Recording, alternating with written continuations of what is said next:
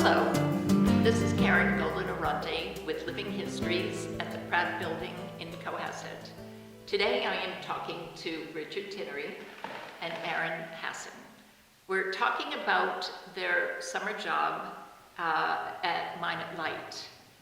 But before we talk about their harrowing experience, we're going to bring up a few other tidbits of information about the construction of Minot Light. One of the most interesting pieces at the museum, at the Historical Society here, is a diary of a granite cutter, Charles Dutton. And he wrote this diary in 1901, but he was working on the lighthouse for 2.5 years, starting in 1856. If I could read a few from his diary here. Our pay was $2.50 a day and 50 cents an hour extra for every hour we worked. There were 2 cutters at work during the winter, cutting gate posts and foundation stone. Other work needed a flight of steps cut out of a solid rock to assist in reaching the highest point on our island where we worked, and our observatory was built, where all of Massachusetts Bay was in view, but that is long since gone to decay. But the steps will remain as a mark of someone's handiwork. So this is very interesting because now we know where those steps came from, or when they came to be, that everyone is so familiar with. So from there, in 1988, the lighthouse was 128 years old, but it had experienced, at that point, it was inspected, and there was a lot of decay, and with first four top courses of the granite as well as the lantern, which was removed, and the lantern was flown out with a Huey helicopter, and then the 4 courses of the granite, 40 pieces weighing anywhere between 3,300 and 2,200 pounds, was removed. Now we have a lighthouse without a top, and you were contacted to one of the next steps. So could you tell us when you were contacted and why you were contacted? Well, it was July of 88? 88. And Jack Sylvia, who was the guy taking these guys back and forth, asked me if I wanted a job. This guy, Eric Peters from Gale Electric, needed help. And so I got Rick and my brother Jimmy, and we got on the crew. And we started in, going out every day. We had a 17-foot Zodiac that we had. And we did that some days, but when we needed it, supplies, Jackie would take us in the big boat and load up the lighthouse with everything we basically needed. And after that, we would go back and forth on our own a lot, But it was a crazy job. Our job was to redo the top courses of stones. They had already set 3 of them, and when we were hired, we had to set the top course. And then we flew out the bronze plates and landed those and worked those together.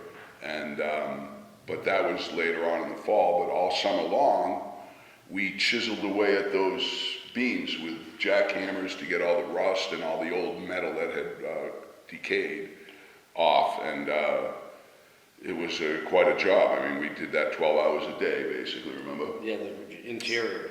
So what time did you leave to go out? Well, it was at dawn. We'd get there at dawn and would work, and we were getting off at dark. In the summertime, it was many nights. It was dark as when we get off. We left into the fall. It's So when you got to the lighthouse, how did you get from the boat to the lighthouse, into the lighthouse? Well, when it was Jackie's boat, the big lobster boat, we would get on the bow of the boat, and we would jump from the bow to a rope ladder that was there, and then climb up to the bronze ladder that had been, there was a section that had been ripped off that they had to hang a rope. So it was really pretty hairy, and Yeah, we were young and strong, we were able to do it. Okay. but it we weren't was doing that. no. And then, but there was we had to get all the equipment out there. So there were compressors and generators and cutting torch bottles and all that stuff that we had to, Yes. wait for a real calm day. And on a calm day, you could get the boat right to the base, and we had to come along and pulleys and everything, Pulleys up, yeah. to get the stuff The up. ocean swells lifting the boat up and down next to the fixed structure. So, gauging that, trying to manipulate stuff from our boat to the lighthouse was Because really... you're getting yourself and compressors. It was and- hairy. I mean, we would get up there and we would just drop the lines, and Jackie would attach and would haul. And I can remember times where we were overweighted, and it was to the point where this torch, remember when we were trying to get that torch up there? Yeah. It was so heavy that we almost didn't make it. Mm. And it was, we really had to put the grit to it and get it in, because we knew we were in trouble. We did. And, And the platform we were worried about, yeah, that I we were mean- standing on.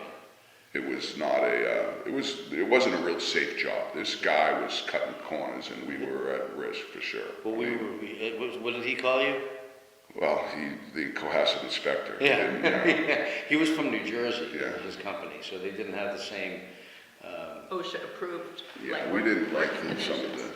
the way he was doing or things. even the care that we wanted to see taken in the lighthouse, For your lighthouse. for our Yeah. lighthouse that we grew up with, and we wanted to make sure it was right. And Aaron was the inspector. Yeah, but I had a lot of good jobs though. I mean, I ended up, like for example, I was able to make the new doors for the lighthouse.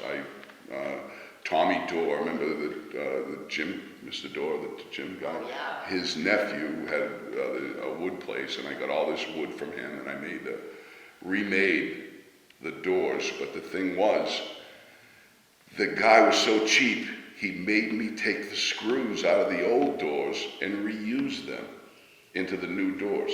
All right, so. Corroded or? No, they were They bronze. were bronze screws, so they were Oh, pretty okay. top notch, but I removed all the screws, and I actually still have a door in my attic of when we were doing the job. I was living in Pembroke, and I still have the door there, which I'd like to, we So could donate is this it. a door at the top of Yeah, the the lighthouse? two doors that would open up, they were On on the pins, platform, on not the platform. They were Oh, 40 okay. feet above the water.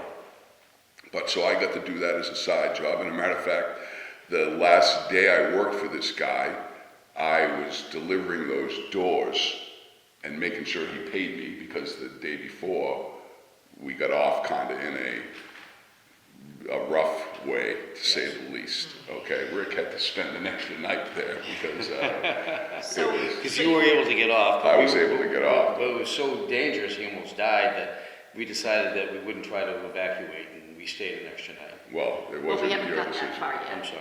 So we're going there next, well, in a bit.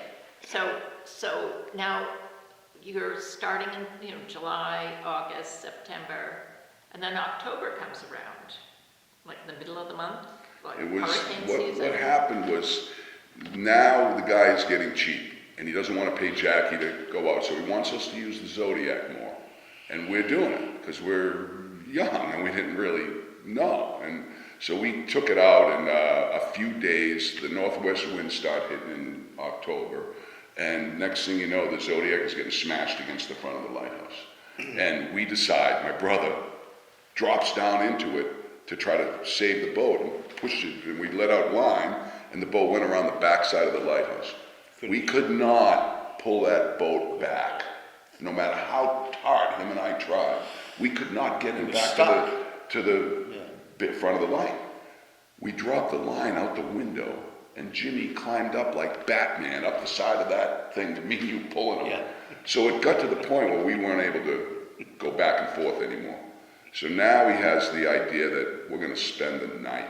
Yeah. We're going to go over a night, is what the deal was. For And- several nights. Yeah, and so we prepared. And And what were your preparations?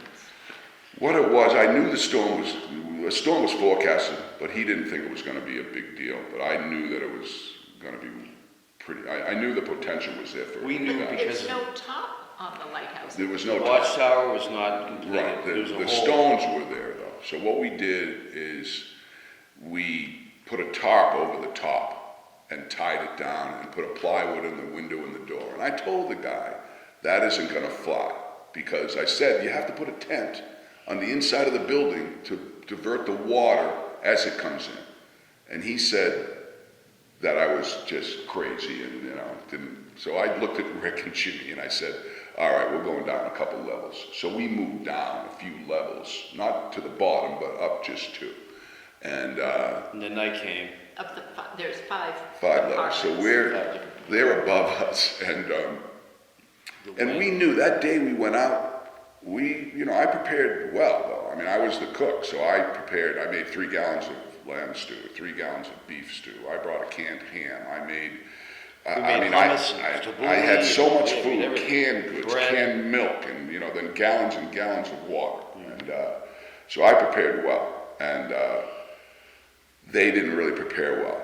The guy had a generator and a microwave, and then He also brought a small freezer, remember? I mean, it was He had just frozen crazy. food and diesel fuel to run the generator to power everything. We brought food that was staple, that would last. Right. In And- big Tupperware containers, and it was cool out too. So Yeah, so we didn't need much refrigeration, but so we prepared well. And then as we arrived that day, all the windows were out of this lighthouse. So we had to batten down the hatches, basically. We took the plexiglass and we installed it all into all the windows all the way up, which if we hadn't got that done, No, we would have been screwed. we really would have been. And so we battened down the hatches.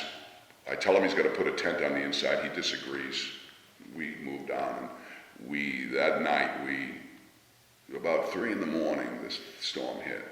And it sounded like 10 guys with sledgehammers up there. The Yeah. noise that was coming out of that top of that lighthouse was, and first From the wind. well, the Tarp. door blew out, then the window blew out, and then the tarp shredded into just shards. And the noise, I'd never heard sound. It didn't sound human. No, It was like but it was. Did the lighthouse move at Oh all? no, it wasn't. I felt shaking. It shook. What you were feeling was a reverberation of like the next morning, and that night. I mean, the sound was scary, and all we did. We moved our cots to the center because our feet were getting a little wet because the water started to come in.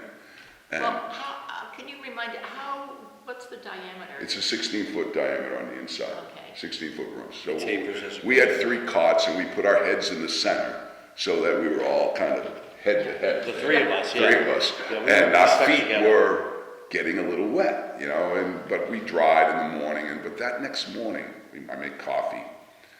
And I'm looking at my coffee, and it just is shuddering to every time the wave would impact the lighthouse, the coffee would It tremble. felt like every 7th wave there was Was just a a- rock like the size of a Volkswagen. Yes, slamming things were against being it. picked up, And the then size the of whole it. place would just shake. But what we figured is that it was just rocks that were the size of everything in this room. I mean, things are being picked up and slammed against Slammed the against base. it, yes. And it is this concussion is going through True. the whole lighthouse. I mean, it was, From the feeling base of up. it was insanity. And You could feel it. yeah, it was scary. And this guy, he'd never seen this happen. We were Rick used and to it. Jimmy and I Yeah. had, we'd seen Minot Light go through all this, so I wasn't scared. I just was concerned about the fact that I knew if any of us got injured, and I told this dude, I said, if any of you guys get hurt, the Coast Guard ain't getting us out of here. No one's We getting are, yeah. we're stuck, and no matter what happens to us, so please don't get injured. And it just was that day we worked like dogs, and finally the night comes, and it is, we cook up our lamb stew and our beef stew, and those poor guys, they were above us. So we had a little cook stove that we were cooking this Smelled delicious delicious. food. And these poor guys are starving up there. And that went on for 2 days. We're into the 3rd day now. And it's calmed down a little bit. but not enough where we're going to be able to evacuate. But it was so cool because that day was when the waves would hit the lighthouse and a cocoon would form. The whole lighthouse would be encompassed in water, and Rick and I would be out on the landing, and you'd be able to see through like 8 feet of water. And it was sunny, so there were rainbows coming. Yeah, the mist. This was the day after the storm. A rainbow would form after every wave. And it would because envelop, of the mist. come from behind. And you'd feel the Over the air lighthouse. getting sucked out of the lighthouse. And then the white water looking in. Oh, it was As insanity. far as you could see, it was just White water. white water, and it's a view that nobody can ever witness. Yeah, not many unless people you're have on seen. that Right, lighthouse. not many people have seen that. Because you're not going to be in a ship looking. I mean, in you it. wouldn't even have survived. I mean, if you fell in that water, you would have broke your neck just because of it was like a washing machine. I've never seen turbulence that crazy. Like you said, white water from the lighthouse to shore. Amazing. It was just insanity. Yeah, never. And you couldn't ever witness that. Yeah, it was. Ever. Because you'd see it coming in from the shore. So It's a now different this view. guy, he's getting a little scared, I think, because he realizes we ain't getting out of there, and they're running out of food. And so the next day, we work that next day, and it's calming down enough where he thinks we're gonna now, he doesn't say anything to us. It's now 4 o'clock, he says, we're gonna evacuate. And he calls Jackie, has Jackie come out. And we think it's calm enough, and it basically was, you know. No, But, it wasn't. well, it was still rough, but it wasn't what it was. And so what we did is I took a gas can, tied a rope to it, and I floated that gas can out to Jackie, because they had towed the 17-foot Zodiac with them. So they tie on the boat to this gas can, and They were in a lobster boat. yeah, Jackie's 25-foot boat. And so him and his father, Jack Sylvia Sr. and Jr. And so I get the boat, we pull it to the base, and we decide that I'm gonna go first, because I think he put me first because he knew Jackie was never gonna let me die, basically. All right. And so, you know, I get ready to go. You had the suit, the life suit, that's a full body. Yeah, it was a old shitty Mustang suit, sorry about the language, but it was like, Coast I Guard put crew. that on thinking I better put something on, but I didn't know if it was gonna float me or not. I mean, it was just like. It was a little small for you, if I Yeah, it was not really a good one, but thank God I had it though. Nothing. Thank God I had it. Here, your brother because and I were on the. they were on the landing Up 40 40 feet feet up. They swing me by rope over the boat and then drop me into this thing, Into into the Zodiac. Zodiac. Not the big boat, the little. And I look up, I take the line off me, and I look forward, and there is a rogue wave that I just, you know, and it's a 25-footer. It is up to the, you know, and I say to my brother, Jimmy, a big wave coming. And he says, hang on, and I dive to the bow of the boat to try to keep the bow down. And next thing I know, I'm in the water. And it flipped end to end. From the bow, completely over. And I pop up out of the water, and the first thing that comes into my mind, though, which was weird, is that's the oddest sight I've ever seen, because there's the engine sticking up. And I swim over to it, and I grab the ropes, because it's a skin diving boat, but the second wave hits me right in the face and knocks me now. This thing puts me down, and I am 10 feet underwater. And I'm a skin diver, so I'm under there. I'm trying to, you know, my eyes aren't shut. I'm trying to save myself, and I can see the surface and the bubbles, and it's all going in slow motion. Like it was the weirdest thing. But I am, you know, if I didn't have that suit, I never would have come up from that one. No. I mean, that got me down because I'm on the ledge. None of that. You know, you got to remember we're on a ledge, so I'm up against the rocks, kind of, you know, and but I pop up. And I can hear my brother screaming, And me. swim, swim! And Yes. old man Jack, and Jackie, they're backing into this crap, and they know they're in trouble because there are rocks there, but he doesn't care. He's gonna save me, you know? And I swim like Mark Spitz. I mean, I've never swam like that in my life. And I get to that boat, and now the waves, we're in this series. There was about 20 of these big ones, And the old man, he's 70 years old at the time, and he's the toughest dude that ever lived, old man Jack. And thank God, because he's trying to grab me, and our arms are almost together, and then 10 feet apart, because then I'd almost be under the boat. It was really The surge. the surge, up and down, and on the third time, that old dude, he got hold of me, and he flipped me over the rail of that boat. Like a fish. Like I didn't weigh a pound. Like a codfish. And I just, you know, I've never been so happy in my life to be on something solid. And the sun was setting. I kissed the deck of that boat, and then Jackie cuts the line, Yeah, and cut it. he started steaming away, and Eric, the owner, is screaming like he wanted us to continue. Yeah. And Jackie didn't even look at him or talk to him. No, he just nothing. waved. I mean, he just, you know, that was it. And we knew that they were We're safe. They were safe. They also had the canned ham that we hadn't opened. Okay, but That's right there. right, and so but we were getting low. I mean, so we were steaming back in the harbor, and it's a full moon is rising up over the marsh. It was just eerie, and old man Jack puts his arm around me and says to me, "Do you know that my best friend, he had drowned 6 years to the day. He was a lobsterman, Peter Grimes, capsized his boat out there and never made it. And it was 6 years to the day." That, and old man Jack reminded me of that as we're heading in the harbor. And he said, "This is a story you're going to be telling your whole life, kid." And he was right, because I've told it a few times.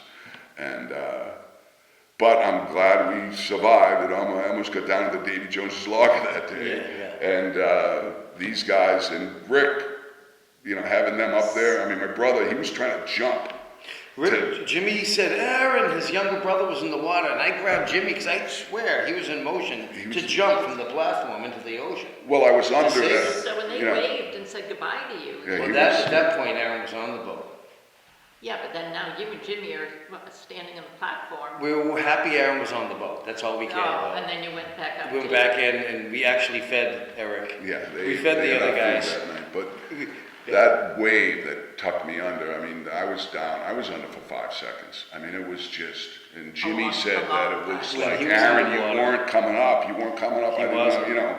And then he popped. But at that point, I was holding Jimmy back from jumping because I knew you were going to pop up, and you did. Yeah, that was a. Thank So, you. That's so scary. now you went back in for another night. Another night. It was a little more peaceful that night because the waves had subsided. Except for they wanted to kill each other. I mean, Yes. Jimmy, my brother, he It was a wanted rough to effort. tear this guy in half. Yeah. Because, you know, and the dude didn't really care. I mean, that next day, when we went out to get these guys, Jackie said to him, "Look, I am, you know, you can't be in charge anymore. You want to be the boss, but when you're on my boat, if I'm going to be taking you guys out there, I have to be in charge Yeah, because you don't really care. He doesn't about understand the ocean. everybody's lives, and I'm trying to protect you too." So Jackie continued to work for the guy, but Jimmy and I and Rick, that was our last day.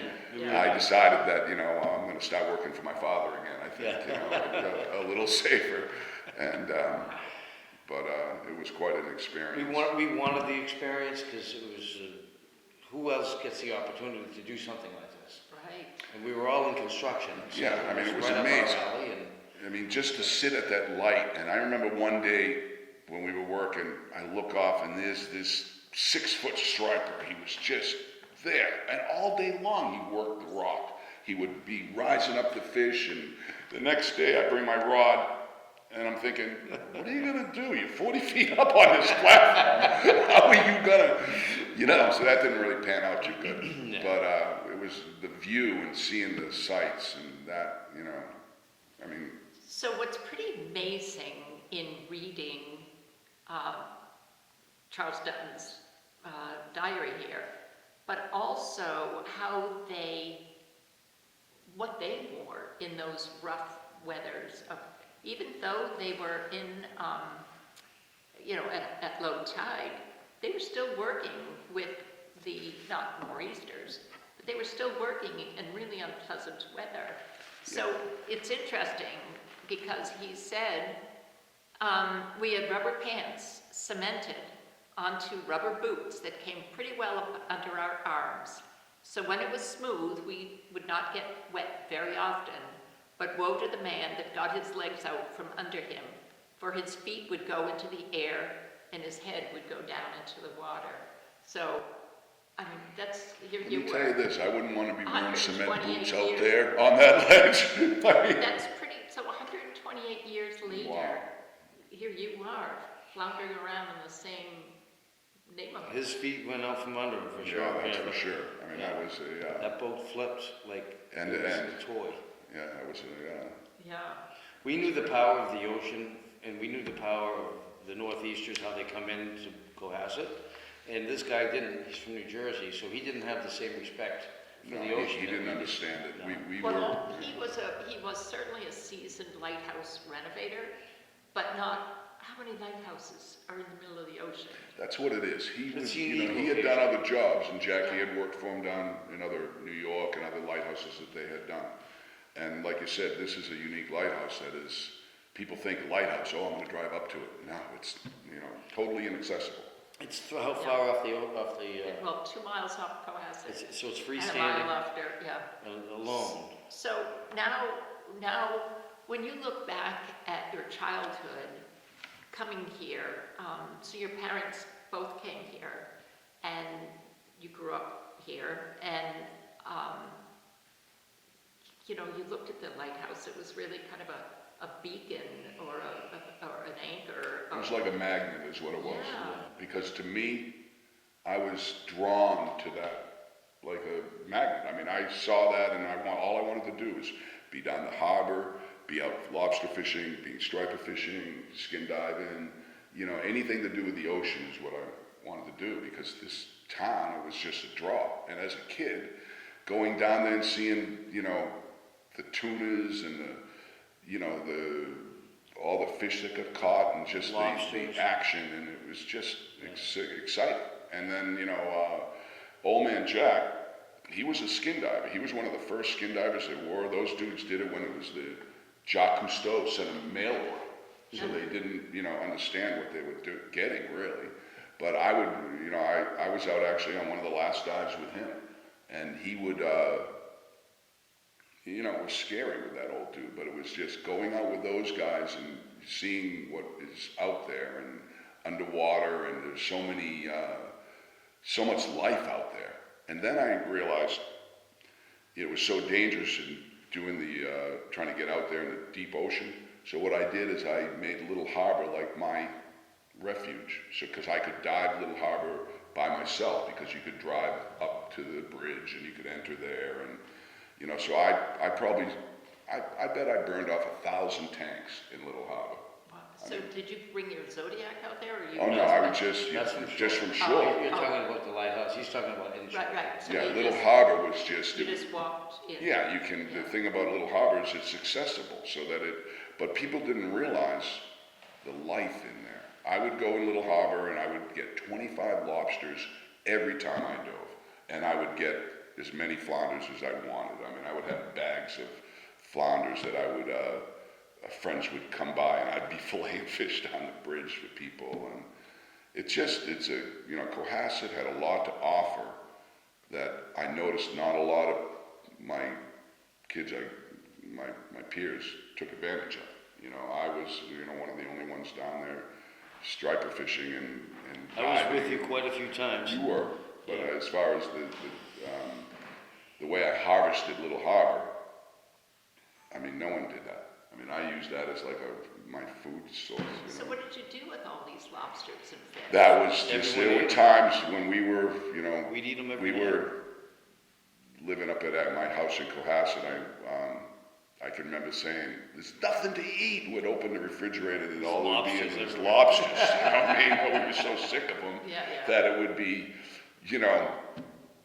they were, Time for a steak. yeah, time for a steak. So do you think did you ever roam the streets of Cohasset? Or were you Yes. Oh yeah. Yeah, I mean, Sure. or was it always water driven? Well, to tell you the truth, most of it was Cunningham Bridge. As a young kid growing up in Cohasset, all my friends they weren't roaming the streets. We were either at the bridge, The beach. down the harbor, the bridge down at Cunningham Bridge, or the beach, Or the beach. or the harbor. Well, Yeah. I remember walking down to the harbor on a daily basis to meet up with a couple friends, and what we did was we'd jump right in, and we'd swim from one side of the harbor to the next. We'd terrorize whatever we could in an innocent way, you know, fun Yeah. stuff, and jumping off Hugo's roof. Yeah. While the people are in there eating, you know, we jump Right. off. But, we had a lot of fun down the harbor. It was our spot. It's where you went. And Old Man Jack actually taught me how to eat crabs when I was about 8 years old. He said, "Come on in," and he had an old kerosene stove. Remember with Yeah. the raccoons coming in through the window as little pets, and the squirrels. And he said, "Sit down, take a crab," and he ripped the body off and he sucked all the juice out of it. And he looked at me and laughed, and then I just did the same thing because I was 8. Are these cooked or uncooked? All cooked. He had a big kettle on top of his old big Oh. pot-belly stove that he still used every day as not only a heat source, but to cook. And he always had something cooking. Yeah, they are, you know, he ate a lot of lobsters. He was the type that, you know, a lot of lobstermen will eat the culls and the bullets, and a cull is a one-clawed lobster, or a bullet is a no-clawed lobster. But Old Man Jack, he would come in and he would, every time, he would keep his best lobster. The biggest one that he caught was his to eat that night. Yeah. So he didn't eat the lousy ones, he ate the good ones, you know. He knew how to live. He did, you know, he was quite a character, but knowing him, actually, when I was young, I wanted to be a lobsterman at a young age. At 10 years old, I decided I was gonna be a lobsterman, and I got a skiff and a pot, and me and my buddy, we rowed out of Cohasset Harbor. My father dropped us off down there, and the southwest wind started really hard.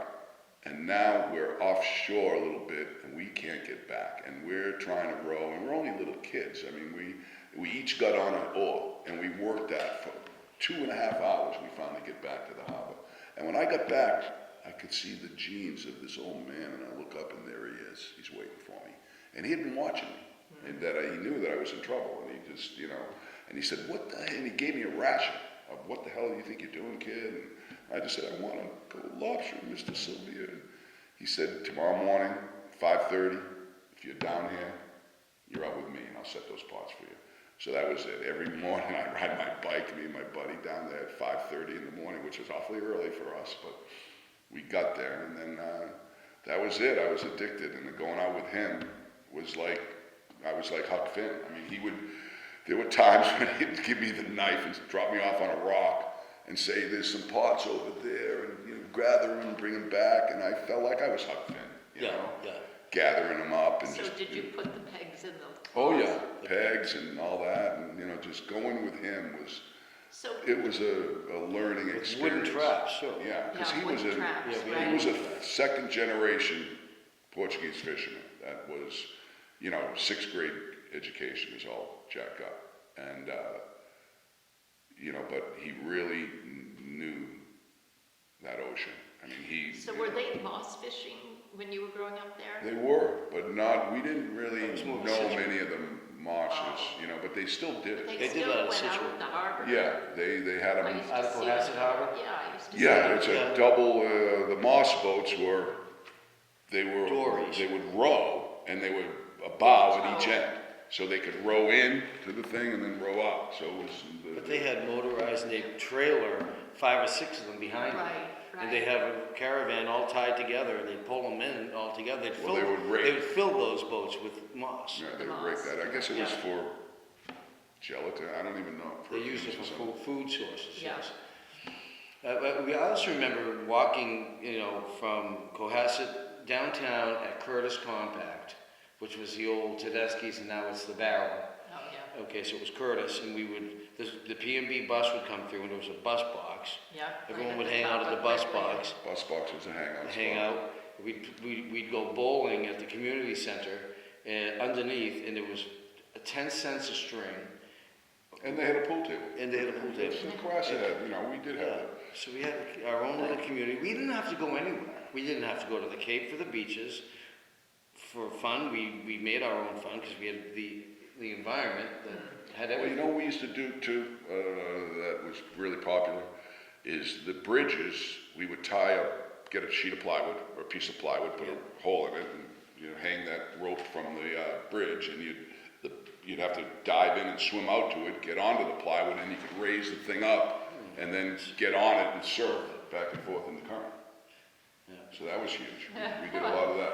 Well, riding the rapids was the big thing. You jump off Middle Bridge, and the tide would be going out, and it was rocks. You have to put your sneakers on and put your feet forward and just go with it. Yeah, And it you'd was- shoot right through. Yeah. We used to do You'd that. pop up, and you'd run up, and you'd be bloody on the legs, but you didn't care. You'd jump back in. Yeah, we used to run at Cunningham. We would do that, where you would actually be running because it was only 2 feet deep at spots. Some spots, yeah. And You couldn't stand in that current, though. yeah, it was a big draw. I mean, and then the beach at night when we got older, and I finally was able to go out and stay out late. It was like Party Central down there. The beach I mean, was they full. didn't- It was Full. unbelievable. Every I mean, I kid got in out town. there when I was 13, I think, my first time, and I was like, "Are you kidding me?" Yeah, it was a huge party. And people from Situate would come, and some kids from I Hull. don't really remember other towns there. Well, not you're right, but a few here and there. Trust me, I had a few friends that were from Situate, and then some Well, kids that's from when- Hull yes, I'm were our rivals. And I remember the Hull kids and the Cohasset kids. I think sometimes there'd be a little bit of a beef. I don't recall ever being involved in that, but I remember it being. The thing about us Cohasset kids, we weren't the the older kids battled with the Hull kids a lot. We just didn't want anything to do with it. We were very peaceful. We were peaceful. And we didn't, I mean, Yeah. we were more getting beat up. We weren't we weren't beating people up. If anything, We were avoiding it and going fishing. yeah, maybe we got beaten up a little bit Yeah. about it. Well, all in all, a great place with lots of fantastic memories decades Oh, my later. Probably I can't imagine a better upbringing Yeah. in this town. Well, I'm still lobstering and fishing to this day, so my And I'm draw, lobstering. like when we get out of here, we're gonna go out and get my last, You're gonna have lobster for dinner. we're having lobster for dinner. I have, my last pots are out there, we're gonna go get them. Well, Richard, Aaron, I have to tell you, this has been such a joy to just listen to your story, which is amazing and fun, but also researching further and to find a man's diary That is of amazing. the time. And really, you were following in his footsteps with being in that lighthouse. That's really, We're honored. yeah. Yeah, Pretty fun but to be stuff. in that category with those dudes, I mean, I gotta say, that's kind of why I did want the job, is I knew I that did was too. gonna Yeah, be right. unique and be Now you're able gonna to have say to that. write your diary so it Yeah. can stay here in the Well, historical Aaron got society. hired first, and he brought me on.